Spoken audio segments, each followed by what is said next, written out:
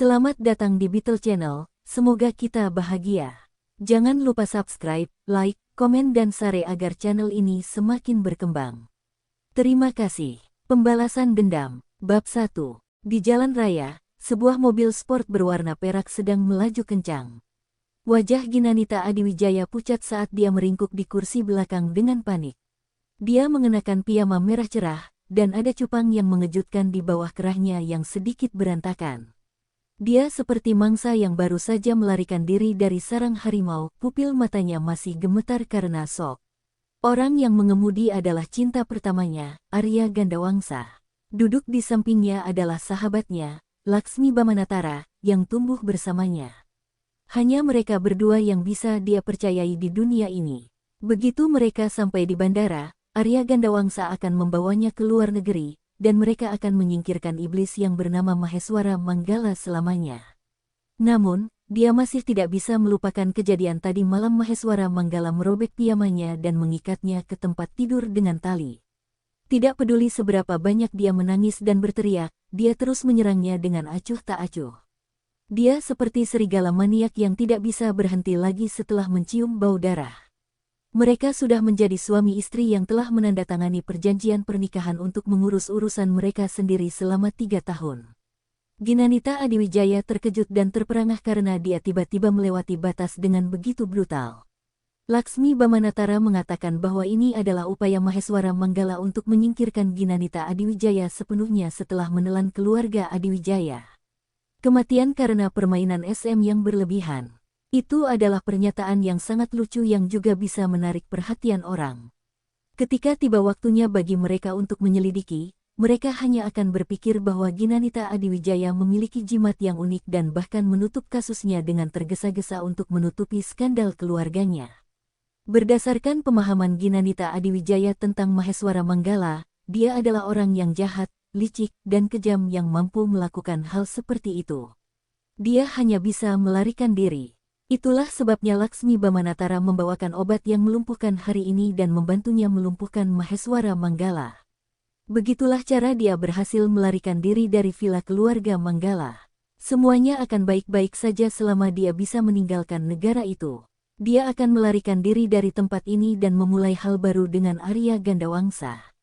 Dia akan mengambil kembali semua yang hilang dari keluarga Adiwijaya dari Maheswara Manggala. Namun, dia segera menyadari bahwa mobilnya tidak menuju bandara. Arya, bukankah kamu mengemudi dengan cara yang salah? Anda tidak dapat mencapai bandara melalui jalan ini. Namun, cibiran menghina datang dari kursi pengemudi. Kamu tidak boleh terlalu naif dengan berpikir bahwa aku benar-benar akan menyerahkan segalanya demi pergi ke luar negeri demi kamu, bukan? Apa? Ginanita Adiwijaya membelalakkan matanya karena terkejut.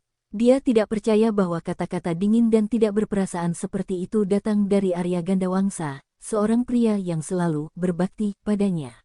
Di sampingnya, Laksmi Bamanatara tiba-tiba tertawa juga. Dia menunduk dan menatap Ginanita Adiwijaya seolah sedang melihat cacing yang menyedihkan. Gina, apakah kamu selalu merasa bahwa saudara Arya mencintaimu dengan sepenuh hati? Senyuman Laksmi Bamanatara menjadi semakin kasar dan dingin. Dia tidak lagi menampilkan penampilan halus yang dia tunjukkan di depan Ginanita Adiwijaya di masa lalu. Sebenarnya, kamu hanyalah batu loncatan baginya untuk naik status. Dia hanya melakukan tindakan tergila-gila padamu karena kamu adalah putri terhormat klan Adiwijaya. Dari awal hingga akhir, satu-satunya orang yang dia cintai adalah aku. Tahukah kamu mengapa dia selalu melewatkan janji denganmu di saat-saat kritis ketika kalian berdua masih berkencan saat itu? Itu karena dia meninggalkanmu setiap saat untuk mencariku. Kamu kapan kalian berdua berkumpul? Ginanita Adiwijaya sangat terkejut dan marah hingga napasnya menjadi cepat. Dia bahkan tidak bisa menyelesaikan kalimatnya dengan benar. Bagaimanapun, ini jauh lebih awal dari yang kamu kira. Bahkan alasan kenapa dia berkumpul denganmu saat itu juga karena aku. Mata Laksmi Bamanatara bersinar karena kekejaman. Apakah kamu ingin tahu hal buruk apa lagi yang dilakukan Arya Gandawangsa kesayanganmu padamu? Banyak adegan terlintas di benak Ginanita Adiwijaya, dan dia merasakan perasaan tidak menyenangkan muncul dari dalam. Saya tidak ingin mendengarnya. Dialah yang menyebabkan keluarga Adiwijaya bangkrut dan menyebabkan ayahmu terkena serangan jantung. Itu semua berkat Anda yang membuka jalan untuknya dia bisa memasuki inti keluarga Adiwijaya dengan sukses. Terlebih lagi, Anda begitu bodoh sehingga membiarkan dia mengelola PARADISES, merek perhiasan ternama dunia yang Anda bangun secara pribadi. Ginanita Adiwijaya, kamu akhirnya benar-benar kalah dariku. Laksmi Bamanatara tampaknya mendapatkan kesenangan luar biasa dari ekspresi menyakitkan Ginanita Adiwijaya. Matanya menjadi lebih cerah, dan suaranya menjadi lebih berbisa. Hak apa yang kamu miliki untuk menekanku dalam segala aspek, hanya karena kamu adalah putri terhormat keluarga Adiwijaya? Mengapa semua orang berpikir bahwa Anda lebih berbakat dari saya dalam desain perhiasan?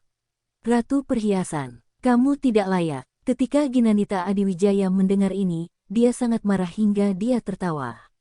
Jika saya benar-benar menekan Anda hanya karena latar belakang saya, maka dalam 3 tahun saya meninggalkan industri ini, Anda seharusnya sudah menjadi ratu perhiasan sejak lama. Paling tidak, Anda harus memiliki beberapa karya yang luar biasa. Tapi benarkah, saya tidak memiliki latar belakang keluarga termasyhur seperti Anda untuk mendukung saya sehingga orang-orang kaya itu tentu saja tidak akan membeli karya saya? Laksmi Bamanatara tersinggung oleh penghinaan Ginanita Adiwijaya, tapi dia dengan cepat menenangkan diri. Kamu tidak akan bisa menjadi keras kepala dalam waktu lama. Putri terhormat keluarga Adiwijaya membunuh suaminya dan menjadi narapidana. Saya ingin tahu apakah berita ini akan menjadi berita utama. Ginanita Adiwijaya langsung bereaksi. Ada yang salah dengan obat yang kamu biarkan aku masukkan ke dalam kopi Maheswara Manggala. Itu racun. Maheswara Manggala mungkin sudah menjalani perawatan darurat di ruang gawat darurat sekarang, kan? Senyuman Laksmi Bamanatara menjadi lebih ganas, dan matanya menjadi lebih cerah. Dia sepertinya sangat senang melihat Ginanita Adiwijaya kesakitan. Saat ini, Arya Gandawangsa menginjak rem secara kooperatif. Mobil berhenti di depan kantor polisi. Polisi sudah menerima laporan tersebut sejak awal dan menunggu mereka. Mereka mengepung mobil sport itu dalam hitungan detik. Arya Gandawangsa berbalik dan menatap Ginanita Adiwijaya dengan sangat dingin hingga dia merasakan sampai ke tulangnya. Keluar dari mobil. Mulai sekarang, kamu bukan lagi nona muda dari keluarga Adiwijaya. Kamu adalah seorang pembunuh, Ginanita Adiwijaya. Ginanita Adiwijaya menatap Arya Gandawangsa dengan tatapan putus asa. Senyuman di sudut bibirnya dipenuhi rasa sakit dan ejekan diri yang tak terlukiskan. Arya Gandawangsa, pernahkah kamu mencintaiku bahkan untuk sesaat? Arya Gandawangsa memandangnya dengan sikap acuh tak acuh. Tidak, orang yang saya cintai selalu adalah Laksmi. Semua yang saya lakukan adalah menghilangkan hambatan yang menghadangnya. Saya selalu berpikir bahwa Maheswara Manggala kejam. Ternyata kamu adalah orang yang paling kejam. Ternyata bagimu aku hanyalah penghalang di hadapannya, hanya batu loncatan untukmu, hahaha. Ginanita Adiwijaya mengepalkan tinjunya dan tertawa agak histeris. Air mata mengalir tak terkendali dari sudut matanya. Dia telah mencintai pria ini selama 10 tahun, dari masa remajanya hingga dia menjadi sejahtera. Dia selalu merasa berhutang budi padanya, jadi dia membuka jalan untuknya dan membiarkan dia menangani kerja kerasnya. Meskipun dia tahu bahwa mereka tidak akan memiliki masa depan bersama, dia bersedia melakukannya. Dia selalu berpikir bahwa dia juga mencintainya. Pada akhirnya, itu semua hanya angan-angannya saja. Laksmi Bamanatara memandang Ginanita Adiwijaya dan tersenyum. Ngomong-ngomong, Ginanita, aku telah mengatur beberapa teman satu sel yang baik untukmu sebagai hadiah. Mungkin Anda bisa merasakan bagaimana rasanya lebih baik mati daripada hidup di penjara. 3 hari setelah Ginanita Adiwijaya masuk penjara, berita kematiannya kembali menjadi berita utama. Dikatakan bahwa dia berlutut telanjang di depan toilet. Tidak ada satupun kulit di tubuhnya yang utuh. Wajahnya penuh lecet akibat serangga beracun, jadi tidak ada yang bisa melihat penampilannya sama sekali, dan jari tangan serta kakinya patah. Dia meninggal dengan kematian yang sangat menyedihkan. Ada juga rumor bahwa dia menulis surat darah di dinding penjara. Dia ingin membuat orang-orang yang menyebabkan kematiannya membayar hutang ini dengan darah. Ginanita Adiwijaya ingat bahwa dia meninggal dan bahwa dia telah meninggal dengan kematian yang sangat menyakitkan. Saat terakhir dia menutup matanya, kebenciannya berkobar seperti kobaran api yang bisa menerangi neraka. Namun, ketika dia membuka matanya lagi, dia mendapati dirinya berada di ruang perjamuan yang megah. Di telinganya terdengar musik yang menenangkan dan suara-suara yang hidup. Lantai dansa dipenuhi pria dan wanita yang menari dengan anggun mengikuti alunan musik. Dia menatap tubuhnya dan menyadari bahwa dia mengenakan gaun pengantin pendek, berwarna ungu tua, yang dia kenakan pada hari pernikahannya dengan Maheswara Manggala. Dia sebenarnya telah kembali ke pesta malam di hari pernikahannya 3 tahun lalu. Suara laki-laki yang dingin menarik pikirannya kembali ke dunia nyata. Meski ini hanya pernikahan kontrak, aku tetap berharap setidaknya kamu bisa bertindak daripada harus memasang wajah kaku di pernikahanmu sendiri. Apakah Anda takut orang lain tidak tahu bahwa Anda tidak bersedia? Ginanita Adiwijaya berbalik dan menatap mata dingin Maheswara Manggala. Dia masih orang yang sama yang dia kenal. Dia memiliki fitur wajah yang tampan tetapi juga kasar dan dingin. Saat dia tidak tersenyum, aura di sekujur tubuhnya meledak. Di depannya, tidak ada yang bisa tetap tenang dan tenang. Mereka semua secara tidak sadar akan ditekan dengan kuat olehnya. Ada desas-desus bahwa metodenya tercela, memaksa orang lain bangkrut, menggunakan metode kotor untuk mendapatkan proyek, dan bahkan menumpangkan tangan ke saudara kandungnya sendiri untuk mengambil kendali atas keluarga Manggala. Laksmi Bamanatara pada dasarnya adalah orang yang menyampaikan rumor ini kepadanya. Itulah sebabnya Ginanita Adiwijaya kemudian percaya bahwa dialah yang menghancurkan keluarga Adiwijaya, menelan keluarga Adiwijaya, dan bahkan ingin membunuhnya. Namun, sekarang sepertinya hal itu bukanlah perbuatan Maheswara Manggala sama sekali. Apakah itu bagian dari rencana Laksmi Bamanatara untuk menyebarkan perselisihan antara dia dan Maheswara Manggala? Pikiran Ginanita Adiwijaya berpacu saat dia tersenyum cerah dan mengulurkan tangan untuk memegang lengan Maheswara Manggala. Kenapa aku tidak mau? Ekspresi dingin Maheswara Manggala sedikit membeku, dan ada keterkejutan di matanya.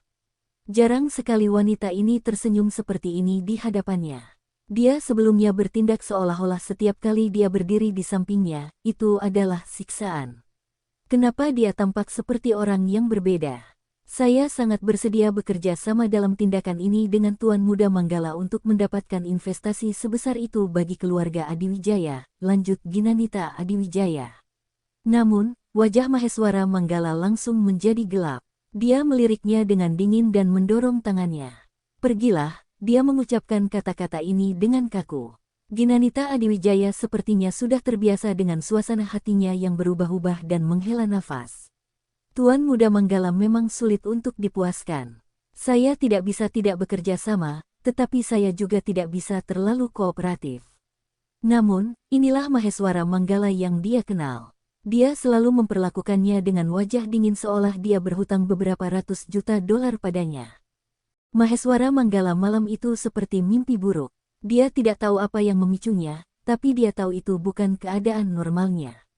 Maheswara Manggala masih aman berada di dekatnya pada tahap ini. Momen bahayanya adalah peristiwa di masa depan. Benar saja, begitu Maheswara Manggala pergi, Laksmi Bamanatara berlari ke arahnya dengan cemas dan cemas, seperti yang dia ingat. Gina, kakak Manggala mabuk sejak dia mendengar tentang pernikahanmu. Dia mungkin benar-benar mati jika terus minum. Silakan lihat dia. Tatapan Ginanita Adiwijaya tertuju pada Laksmi Bamanatara, tetapi dia tiba-tiba menyadari bahwa ada sesuatu seperti panel data di sebelahnya. Bahkan ada kata-kata di sana. Kolom pertama, atribut, ditulis dengan 3 kata besar. Pelacur betina green tea. Di bawahnya ada deretan caption, rawan cemburu, pembohong, sia-sia, tak bermoral. Bukankah kata-kata ini secara akurat menggeneralisasi sifat Laksmi Bamanatara? Dalam kehidupan sebelumnya, dia benar-benar dibutakan oleh persahabatan mereka selama bertahun-tahun. Dia mengira teman yang tumbuh bersama dan memahami satu sama lain dengan baik pastilah orang yang paling bisa dipercaya. Itu sebabnya dia berakhir dalam kondisi yang menyedihkan pada akhirnya. Dalam kehidupan ini, dia ingin Laksmi Bamanatara menderita akibat tindakannya.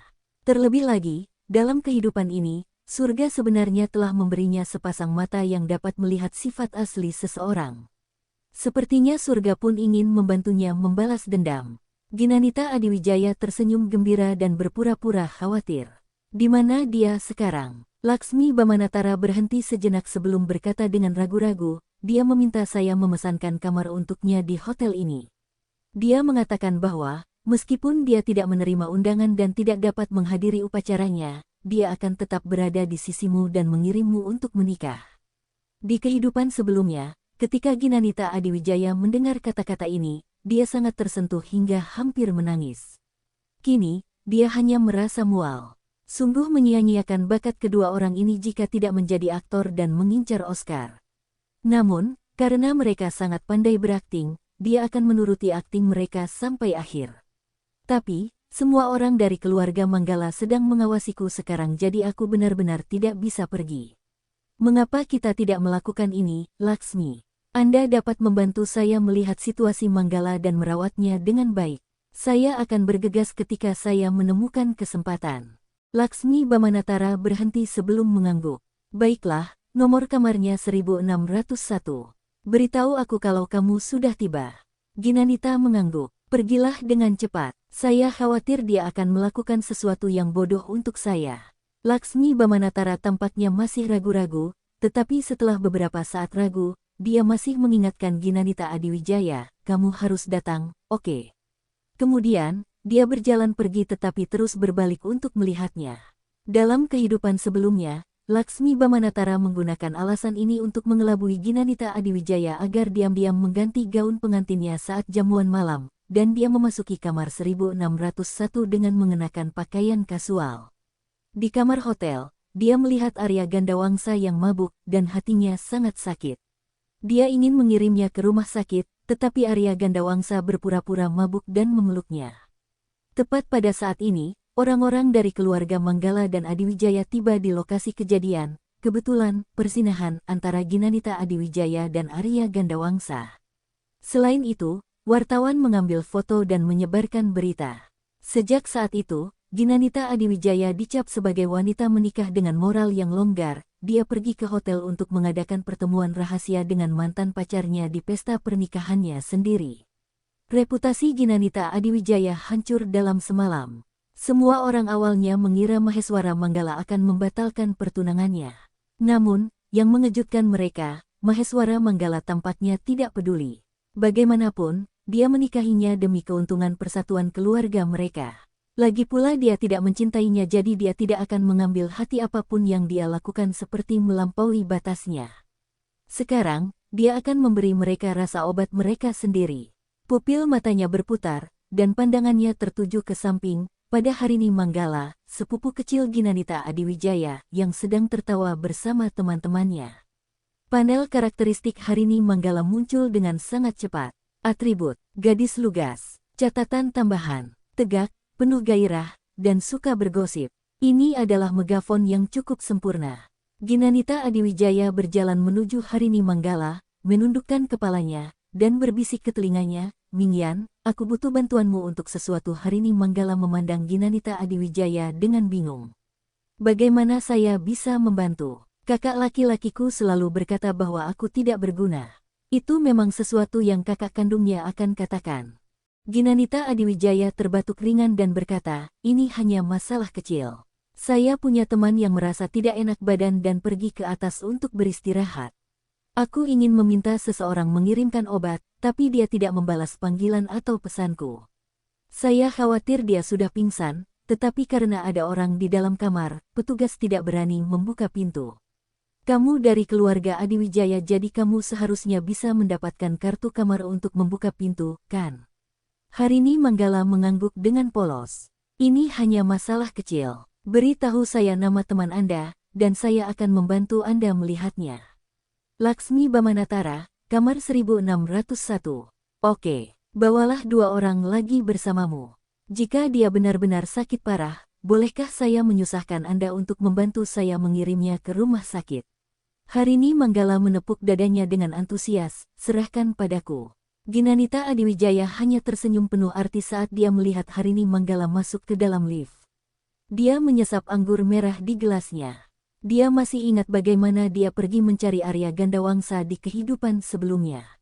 Saat itu, dia mengetuk cukup lama sebelum Laksmi Bamanatara akhirnya membuka pintu. Di balik pintu, pakaian Laksmi Bamanatara berantakan. Bahkan ada cupang samar di lehernya yang ditutupi rambutnya. Ekspresinya mengelak saat dia mendesak Ginanita Adiwijaya untuk menemui Arya Gandawangsa. Di kehidupan sebelumnya, Ginanita Adiwijaya sangat mencintai Arya Gandawangsa. Karena dia khawatir sesuatu akan terjadi padanya, dia tidak memperhatikan detail ini sama sekali dan bergegas masuk. Sekarang setelah dia memikirkannya, dia akhirnya menyadari betapa bodohnya dia.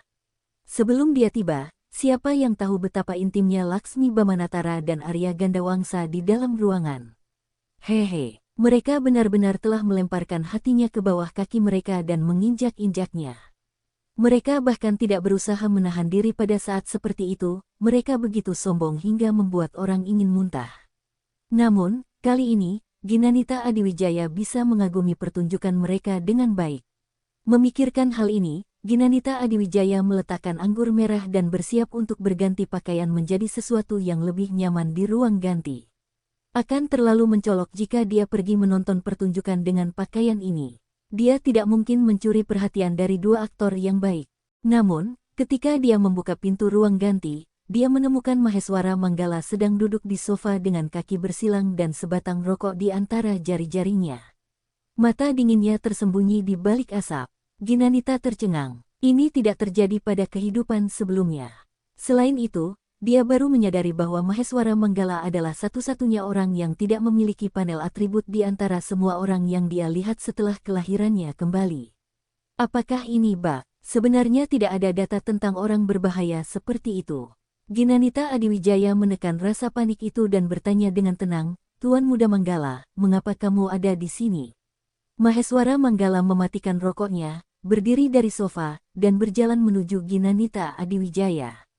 Dia sangat tinggi sehingga dia benar-benar menghalangi cahaya di depan Ginanita Adiwijaya. Tekanan yang keluar dari tubuhnya sangat luar biasa dan membuat orang merasa tercekik di hadapannya. Alih-alih menjawab, dia bertanya, "Apakah kamu akan mencarinya?" Ginanita Adiwijaya tanpa sadar mundur selangkah, tapi ada pintu di belakangnya. Dia tidak punya cara untuk mundur dan hanya bisa tersenyum canggung. "Tuan Muda Manggala, saya tidak mengerti apa yang Anda bicarakan. Saya tidak mencari siapapun. Tadi aku makan terlalu banyak, dan rokku agak ketat.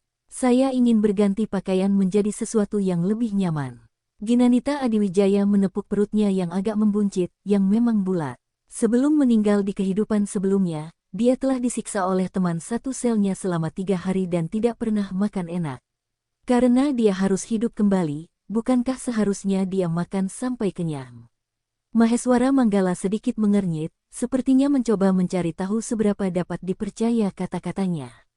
Ginanita Adiwijaya juga tidak mengerti apa yang dipikirkan pria ini dan hanya bisa mencari panel atributnya dengan panik.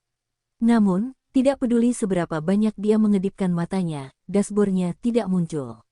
Maheswara Manggala jelas memperhatikan ekspresi kedutannya juga dan mengangkat alisnya. "Apa yang kamu lihat? Aku sedang melihatmu." Ginanita Adiwijaya bereaksi dengan cepat, wajahnya tidak memerah, dan jantungnya tidak berdebar kencang. Maheswara Manggala berhenti sejenak. Jawaban ini jelas di luar dugaannya. Bersambung, terima kasih telah menyaksikan dan mendukung channel ini.